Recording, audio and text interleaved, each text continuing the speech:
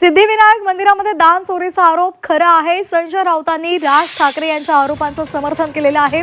गेल्या काही दिवसांमध्ये दान चोरी वाढण्याचा आरोप सुद्धा त्यांनी केलेला आहे। यावेळी त्याने एकनाथ शिंदेंवर सुद्धा टीकास्त्र डागले। राज ठाकरेंनी काल उपस्थित केला होता आणि या संदर्भात आज संजय राऊतांनी भाष्य केलेलं आहे।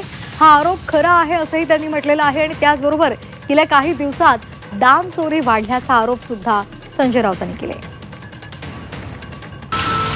सन्मान्य राज ठाकरे यांनी जो स्फोट केलेला आहे त्याच्यामागे फार गंभीर प्रकारचं सत्य दडलेलं आहे। जेव्हापासून शिंदेंच्या हातामध्ये तिजोरीच्या चाव्या आलेल्या आहेत सिद्धिविनायकाच्या त्यांच्या माणसांच्या हातात, तेव्हापासून चोरीचं प्रमाण फार वाढलेलं आहे। तर गेल्या काही दिवसांमध्ये दान चोरी वाढल्याचा आरोप सुद्धा करण्यात आलेला होता। काल राज ठाकरेंनी या संदर्भात पत्र दाखवत हा आरोप केलेला होता आणि आज त्या संदर्भात संजय राऊतांनी सुद्धा भाष्य केलेली आहे।